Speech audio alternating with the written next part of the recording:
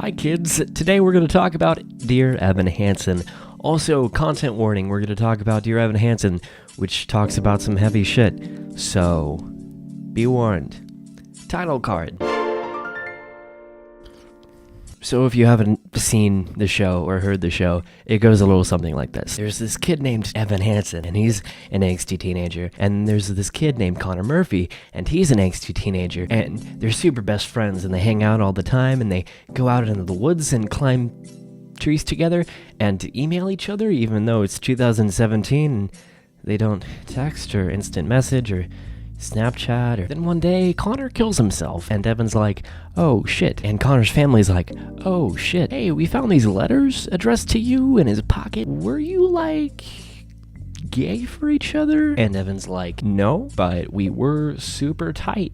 AF, fam. So he starts this thing called the Connor Project, which does something. Oh yeah, the whole thing about Evan and Connor being best friends, that was like a lie, and he's just been bullshitting everyone, and he has to continue to bullshit everyone pretty much like forever now. And then he's like, you know what, I'm okay with this though. And then he hooks up with Connor's sister. He hooks up with his dead best friend's sister.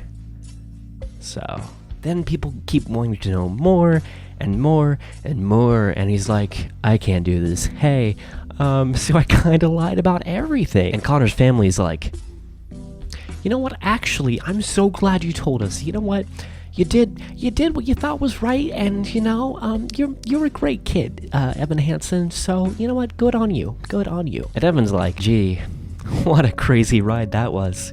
So Dear Evan Hansen takes after shows like Spring Awakening and Heathers that talk about these themes like teenage angst. It's about these things that have existed, these conditions that have been a thing for, I guess, forever. But the difference is we get to see how those problems and situations manifest themselves now in this very weird world that we live in. So there's a movie called World's Greatest Dad, starring Robin Williams, and in it, he's a dad that finds his son dead from autoerotic asphyxiation, which is where it's when you're choking more than the chicken, if you know what I'm talking about. And so Robin Williams writes a suicide letter that is fake for his son, and then a bunch of other letters, and that gets all out into the media, and he becomes a hero until he's like,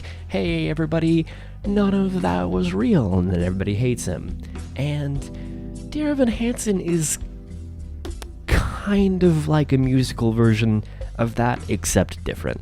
One of the ways that it is different is the role of social media. And this is where I think one of the most interesting and understated parts of this show is. The tone of this piece throughout is entirely dictated by people that we never get to see. There's no chorus in this show, which means all of the people that we would usually get to see reacting, all of the internet commenters and people who share Evan's speech on their Facebook walls, we don't get to see that. We just get to hear them. It becomes unreal, yet we know that they exist, but it's just this cloud of shouting. Evan's yearning to fit in, to be liked, and to not just wave through a window becomes entirely dependent on people that he doesn't know. And that is where the message of this becomes very relatable, because I don't think what you're supposed to take away from this show is, hey, don't pretend to be a dead person's friend, because people will find out. There's a dance we do on social media.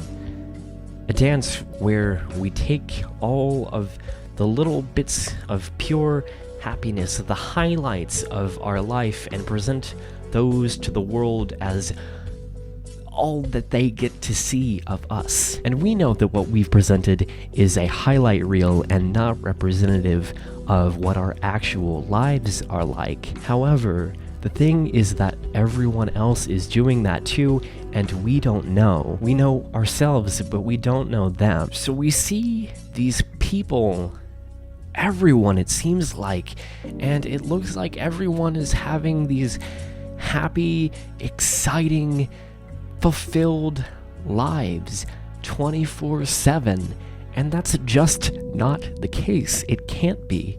But it also feels so soul-crushing because you feel like, what is wrong with me that I'm not having this perfect life, when in reality it doesn't exist. We try to build ourselves up through falseness, just like Evan does. So I think if there were a thing you should take away from this show is maybe, hey, don't do that. But I also think that Dear Evan Hansen's popularity is maybe not as much due to what it has to say, but the relevancy of what it has to say. It is putting a pin in this specific moment in history, and it's useful for us to have a mirror to look at, detached, and see, oh, that's what's going on. Part of the genesis of this piece came from an experience Pasek and Paul had when they were younger. This kid they knew died over the summer, and then eventually everyone was acting like they were best friends with him.